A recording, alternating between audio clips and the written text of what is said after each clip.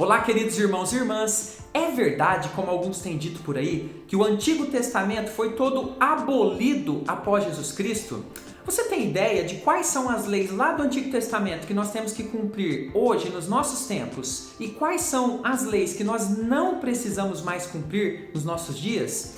Eu sou o presbítero André Sanches, do blog esboçandoideias.com, e eu vou ajudar você hoje a compreender esse tema de uma forma profunda. Vou te explicar a respeito das leis do Antigo Testamento, identificar os tipos de leis e você vai aprender a identificar quais eu tenho que cumprir e quais eu não tenho mais que cumprir. Faz sentido para você aprender isso? Então vem comigo, vamos para a minha lousa de explicações aprender mais da Palavra de Deus. Vamos lá? A pergunta completa do nosso leitor é a seguinte: comecei a estudar a Bíblia há alguns anos e tenho uma dúvida que ainda não consegui entender. Muitas pessoas dizem que o Antigo Testamento foi abolido, foi terminado, acabou após Cristo. Isso é uma verdade? Como devemos entender essa questão das leis que foram abolidas? Queridos irmãos, interessante pergunta. Queria lembrar você que tem acompanhado o canal. Fique à vontade para sugerir temas aqui nos comentários, ok? O seu tema pode virar estudo para abençoar a sua vida e também de outros irmãos. Queridos, a primeira coisa que temos de ter em mente é que a Bíblia Sagrada, ela é uma coisa só, ok? Essa divisão de Antigo Testamento e Novo Testamento é algo apenas para facilitar a nossa compreensão daquilo que Deus fez nessas duas fases da história, ou seja, antes do nascimento de Cristo, o Testamento anterior, e depois do nascimento e morte de Cristo, o Novo Testamento. Sem o Antigo Testamento, nunca compreenderíamos o Novo Testamento. Além disso, queridos, ele foi utilizado amplamente pelos apóstolos para explicar questões importantes para a Igreja de Cristo que se iniciava. Olhe, por exemplo, como o apóstolo Pedro explica aos irmãos o derramamento do Espírito Santo. Lá em Atos 2,16, ele diz o seguinte: mas o que ocorre é o que foi dito por intermédio do profeta Joel. Observe que o apóstolo Pedro, então, ele pega lá do Antigo Testamento uma profecia de Joel para explicar acontecimentos no Novo Testamento. Isso nos leva, então, a verificar que o conhecimento sobre o Antigo Testamento é importantíssimo para a compreensão dos planos de Deus de uma forma mais exata na história. E também, claro, principalmente para compreender a respeito do Messias, o enviado de Deus, o ungido do Senhor Jesus Cristo, que tem um papel central nas Escrituras Sagradas. Mas, queridos, nós temos algo aqui que é o objetivo do nosso estudo de hoje, a respeito das leis. Várias dessas leis lá do Antigo Testamento não são mais usadas após Jesus Cristo. E eu tenho certeza que uma dúvida que muitos têm, e eu recebo muito aqui, é: que tipo de lei é usada hoje, ainda tem que ser cumprida, e que tipo de lei não tem que ser cumprida? Então, queridos, hoje eu preparei para você um estudo que eu preciso que você veja até o final para compreender bem. Nós vamos entender aqui os tipos de leis que nós temos no Antigo Testamento, nós vamos ver quais ainda têm validade nos tempos de hoje, e nós vamos ver quais leis não têm mais validade no tempo de hoje e como que eu sei disso. Por isso, queridos, eu quero já pedir para você inscrever-se no canal, ok? Vamos chegar a 1000 vídeos gravados, é a nossa meta, já estamos chegando quase a 200. Então, se você sai desse vídeo sem se inscrever, você não acha mais o nosso conteúdo. Então, faça isso agora, por favor, para que você não esqueça. Vamos começar, então, trabalhando aqui os tipos de leis. Eu fiz um breve resumo aqui para que você compreenda de uma forma mais didática.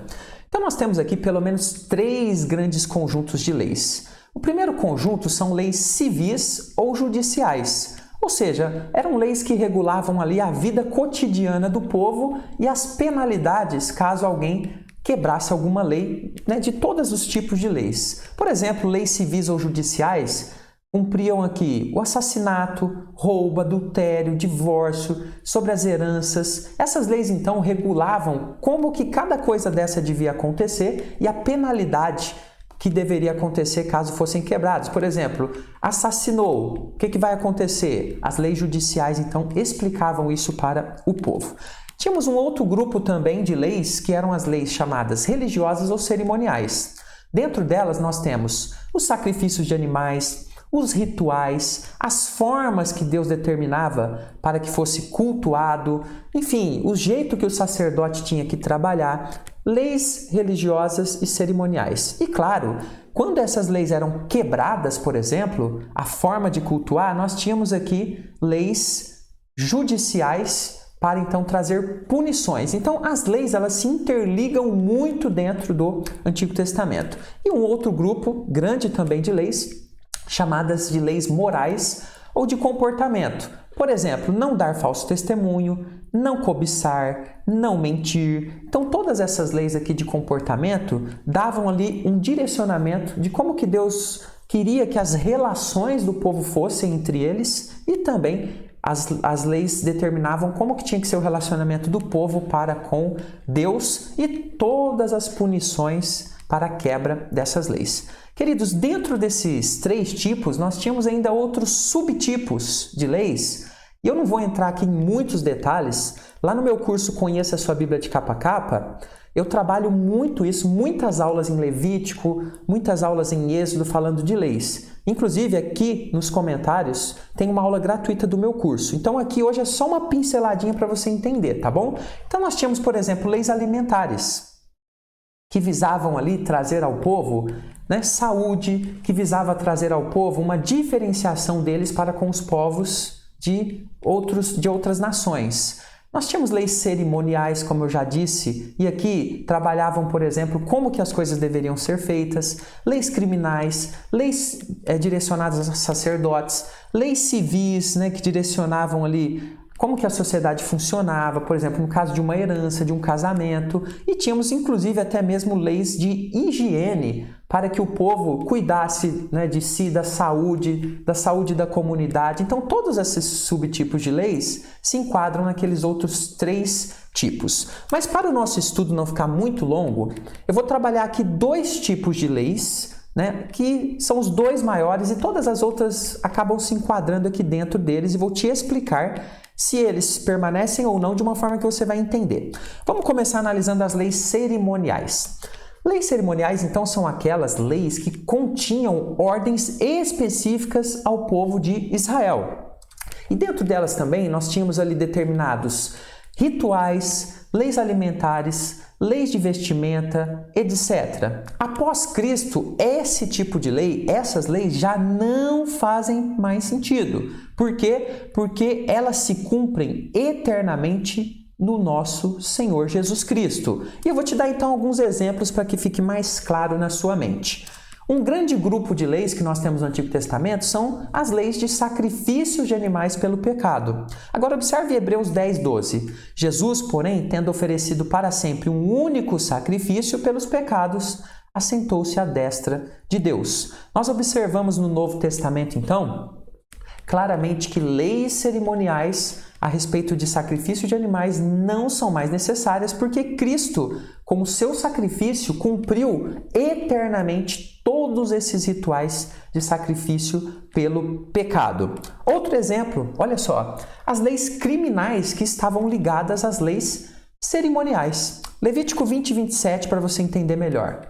O homem ou mulher que sejam necromantes, necromante é um nome para quem consulta os mortos. Por exemplo, os espíritas, ou sejam feiticeiros, ou seja, aquelas pessoas que mexem com ocultismos em geral, serão mortos. Então, observe que nós temos aqui uma lei de comportamento, ok? Não é para ser feiticeiro e necromante, juntamente com uma lei criminal, que era a penalidade para quem fizesse esse tipo de coisa. Serão mortos, serão apedrejados, o seu sangue cairá sobre eles. Olha só, queridos, que importante.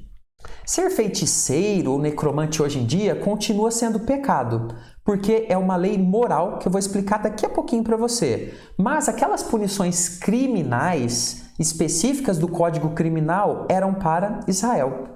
Não são mais usadas, serviram apenas para eles. É por isso que hoje, por exemplo, se eu tiver um vizinho ou vizinha que é espírita, que consulta os mortos, eu não posso ir lá, pegar o Antigo Testamento e matar esta pessoa.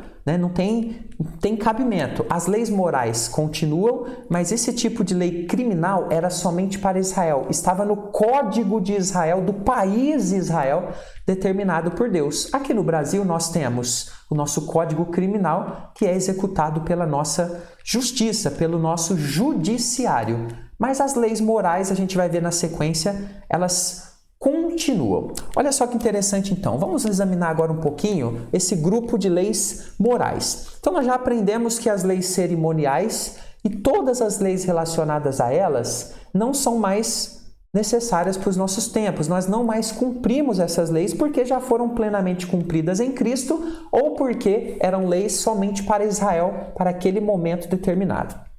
Agora vamos falar desse outro grupo de leis. São aquelas leis que determinam o comportamento do servo de Deus.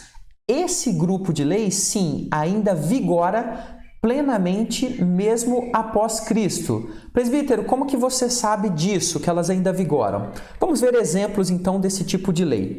Olha só, no Antigo Testamento você conhece bem, não matarás. Observe em Mateus 5, de 21 a 22. Ouvistes que foi dito aos antigos, não matarás. E quem matar estará sujeito a julgamento. Jesus está citando aqui, então, o mandamento lá de Êxodo, não matarás. E aí Jesus diz, eu, porém, vos digo que todo aquele que sem motivo se irar contra o seu irmão estará sujeito a julgamento. Observe que no Novo Testamento, Jesus ele amplia, num sentido mais profundo, o mandamento. O povo achava que matar era somente ir lá e tirar a vida da pessoa. Jesus diz, então, que Deus está muito preocupado e Deus gosta muito que a coisa no coração já comece ali bem. Então lá no coração você não pode fazer com que a ira mate o seu irmão dentro do seu coração para você. Jesus amplia. Então os mandamentos de leis morais, eles são trabalhados, até mesmo ampliados dentro do Novo Testamento, num significado mais profundo que engloba o coração, não somente o ato em si. Olha esse outro exemplo. Não adulterarás. Nós sabemos que o adultério é um pecado moral. Está lá em Êxodo 20, 14. Tem a ver com o comportamento do servo de Deus. Mas muitos entendiam que somente o ato carnal, ou seja, quando eu, homem casado, tiver uma relação de fato íntima com uma mulher, somente aí era pecado. Mas aí vem Jesus em Mateus 5, 28 e diz o seguinte, eu, porém, vos digo, qualquer que olhar para uma mulher com intenção impura, no coração já adulterou com ela. Então observe que as leis de comportamento, elas começam no coração. E o Novo Testamento, então, lança para a gente esse grande desafio. A partir do nosso coração, sermos obedientes a Deus e ter um comportamento no interior que se reflete também no nosso exterior, nas nossas ações cotidianas. Então, queridos, as leis morais, elas são amplamente pregadas lá no Novo Testamento. E os servos de Deus incentivados a praticá-las. Por isso, elas continuam. Então, de uma forma bem simplificada para você, todas as leis que são leis cerimoniais, ok? Cerimoniais. E todas as leis que são criminais, ligadas a cerimoniais, não são mais necessárias no Novo Testamento.